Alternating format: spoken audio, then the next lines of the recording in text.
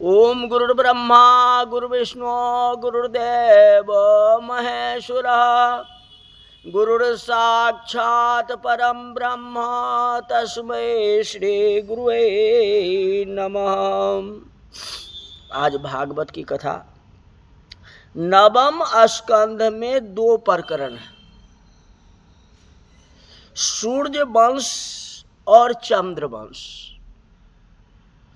सूर्य वंश में भगवान श्री राम प्रकट हुए हैं और चंद्र वंश में परमात्मा श्री कृष्ण जी प्रकट हुए। रामायण में कृष्ण कथा नहीं आती, संपूर्ण रामायण में केवल रामचरित्र है, लेकिन भागवत में मुख्य कथा तो श्री कृष्ण की है। लेकिन पहले राम जी आते हैं, फिर श्री कृष्ण आते हैं। राम नो आए तब तक श्री कृष्ण नहीं आते। श्री राम मर्यादा पुरुषोत्तम है और श्री कृष्ण लीला पुरुषोत्तम है। तो मर्यादा पुरुषोत्तम सबसे पहले आती है। राम जी की सभी लीलाएं अति सरल है। दिवस में 12 बजे आते हैं। राम जी का जन्म 12 बजे दोपहर के समय हुआ था। किसी को त्रास न हो। श्री कृष्ण भगवान की सभी लीलाएं अनोखी हैं। श्री कृष्ण भगवान रात्रि में 12 बजे के बाद आते हैं। एक वैष्णव ने भगवान श्री कृष्ण से पूछा था कि आप रात्रि में क्यों आते हो? रात भर जगना पड़ता है।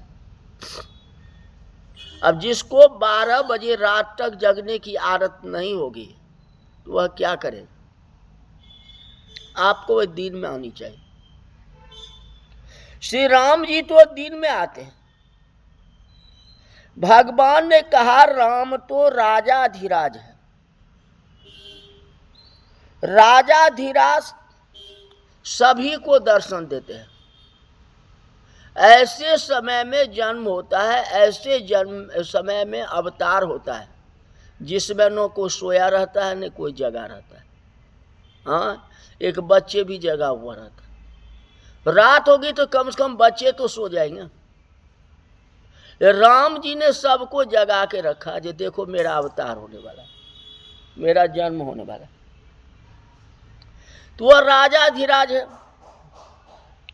राजाधिराज मैं तो नहीं हूं,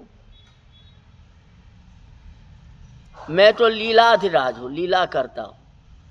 और लीला में ऐसा काम करता हूं, माखन चोर हूं। मुझे माखन चोर कहता है। राम को किसने चोर कहा है? कृष्ण को कहता है माखन चोर। इसीलिए 12 बजे के बाद आता हूं।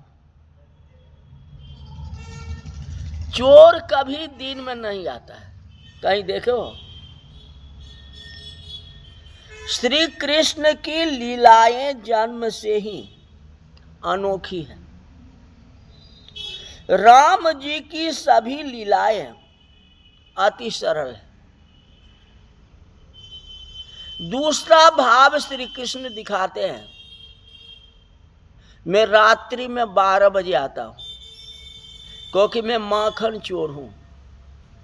केवल माखन की चोरी करता हूं, बाद बाकी कोई वस्तु का चोरी कहीं लिखा हुआ है? केवल माखन चोरी करता हूं। चोर अगर दिन में आता है तो वह क्या करता है? डकैती करता है, डाका डालता है, दिन देखार लूट करके ले जाता है। मैं लूटने वाले नहीं हूं। मेरे को माखन से मतलब है। माखन तो रात में ही मिलेगी चोरी से। माखन चोर। इसलिए मैं रात को ही जन्म लेता हूं, अवतार लेता हूं। अंतर है। कृष्ण नाम में एक भी सरल अक्षर नहीं है। जितना आसान भगवान राम का नाम है उतना कृष्ण में नहीं है। कृष्ण कृष्ण कहने में समय लगेगा, जी दुखेगा आपको बोलते। अगर आप 100 बार बोलो कृष्ण कृष्ण कृष्ण कृष्ण तो क्या करे, जी दुखेगा कि नहीं। लेकिन राम राम कहने में जी भी नहीं दुखता है। कहते हो राम राम, हाँ, मुंह को आगे पीछे करते रहो, आम आम आम आम कहते रहो, हाँ। तो भगवान राम ने सब कुछ की मर्यादा में रही। श्री भगवान भी मर्यादा में ही है, उन्होंने लीला की है। ये दिन देखारे किसी को लूटा नहीं है, रात को लूटे, यही बात है। दिन देखा तो डाका देने वाला ही होता है, तो सबसे ज्यादा हो गया, चोर से भी ज्यादा तो उसका हो गया। ये भगवान ऐसा नहीं करते। श्री कृष्ण भगवान कहते हैं वह कभी करना नहीं और वह कोई कर सकता ही नहीं। एक भाई ने पूछा कि महाराज आप कृष्ण की बहुत प्रशंसा करते हैं, आपके श्री कृष्ण तो माखन की चोरी करते हैं, मैं चोरी करूं तो आप मेरी प्रशंसा करेंगे? भगवान क्यों चोरी करते हैं ये भी तो कारण समझो। भगवान चोरी क्यों करते? कहते वह चोरी नहीं है, वह चोरी नहीं है। यह कथा जो है बाद में आएगी। भागवत में सुखदेव जी महाराज कहीं ऐसा बोले ही नहीं जो कृष्ण भगवान चोरी करते। कोई चोर आपके घर में आएगा तो सारा सामान लूट करके ले जाएगा। कृष्ण भगवान तो दही ही ले जाएंगे ना, खाने की वस्तु। कोई ऐसा चोर होगा जो खाने की वस्तु चोरी करेगा और कुछ नहीं करेगा? किसी चोर को बताओ तो ऐसा है? चोरी करने आएगा तो सोना चांदी लूटेगा, दही कोई लूटा है? ऐसा संभव है? जो जगत का मालिक है वह चोरी करता है, ये कैसे कहोगे? सुखदेव जी महाराज ऐसा बोले ही नहीं है।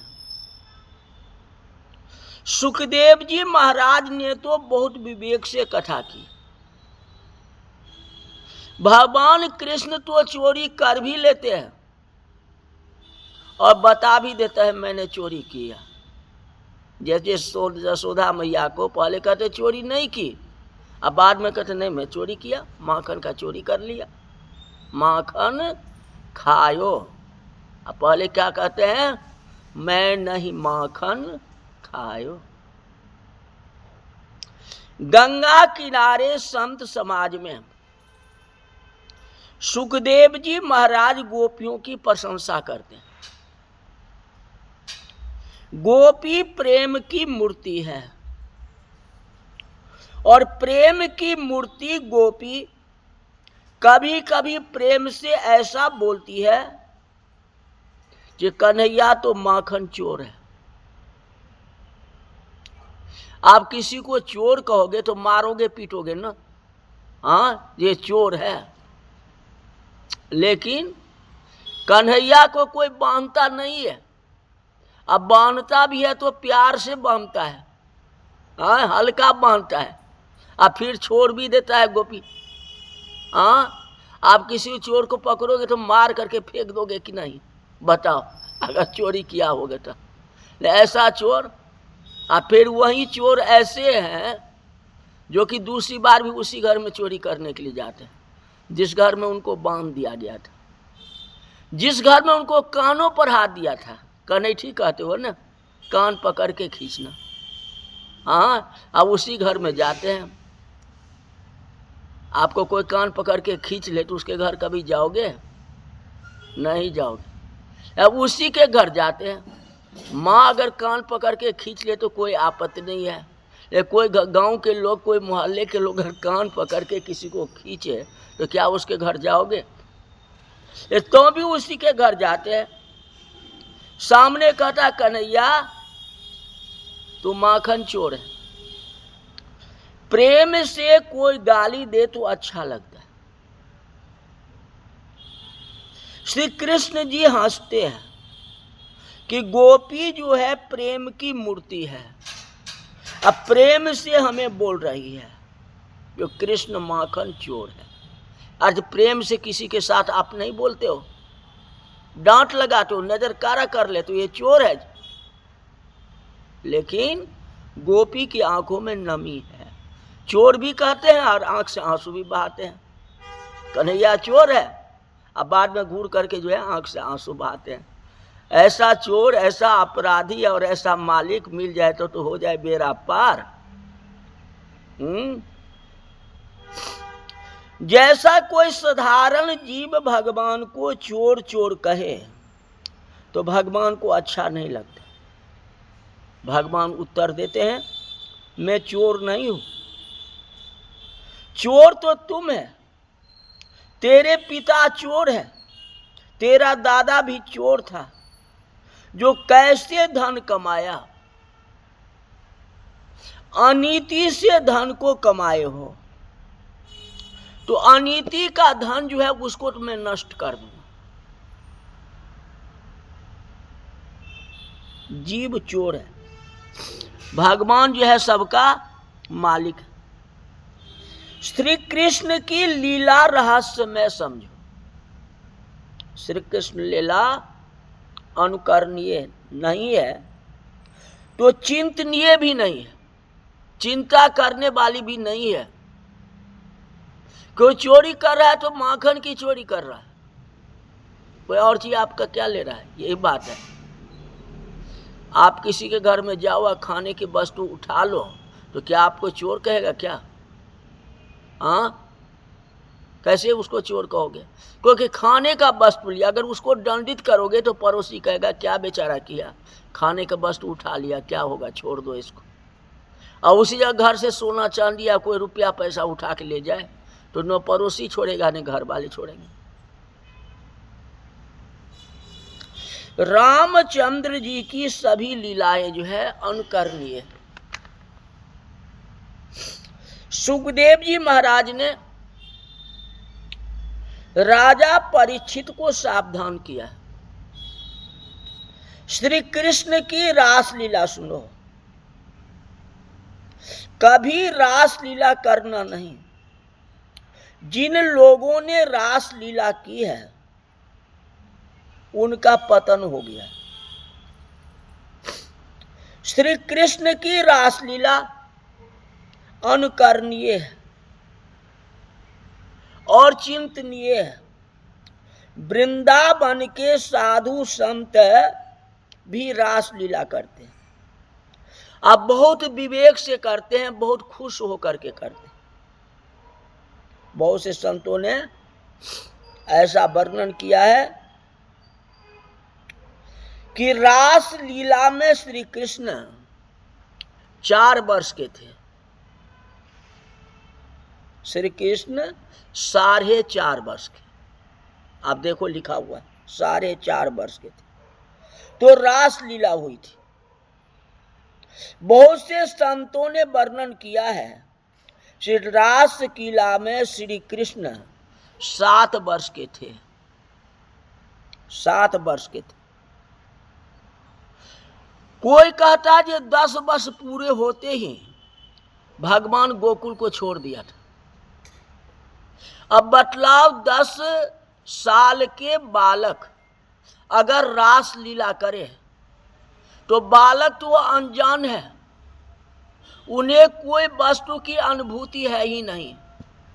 अब 5 वर्ष के बच्चे को कैसे कहोगे जो किसी के साथ रास करता है, तो आप गलत कैसे कहोगे बताओ? 5 वर्ष के बच्चे, क्या 5 वर्ष का बच्चा गलत कर सकता है या 7 वर्ष के बच्चा गलत कर सकता है?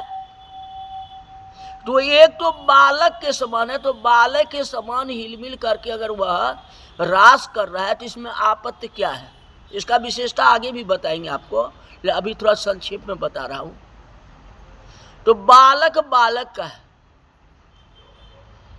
अगर छोटा बालक किसी दूसरे बालक को थप्पड़ मार देता है, या आपस में लड़ जाता है, या कुछ होता है, या मानो लड़का और लड़की दोनों खेल रहा है और आपस में कोई बातें हो जाती है, लेकिन उम्र उसकी 5 बरस का है, तो दोनों के माता पिता क्या कहेंगे? छोड़ दो ये बच्चे। हाँ, तो श्री कृष्ण भी तो बाल स्वरूप हैं।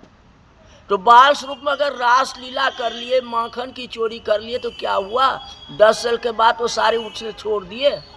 10 साल के अंदर ही तो माखन की चोरी किए हैं, 10 साल के अंदर ही तो रास लीला किए हैं, सियाना में तो नहीं किए हैं। तो आप इसके ऊपर शक क्यों करते हो, संदेह क्यों करते हो? ऐसा संदेह नहीं करना चाहिए। और कथा कल विशेषता बताएंगे। आज की कथा यही तक रही। बोल वृंदावन बिहारी लाल की जय। हरि ओम।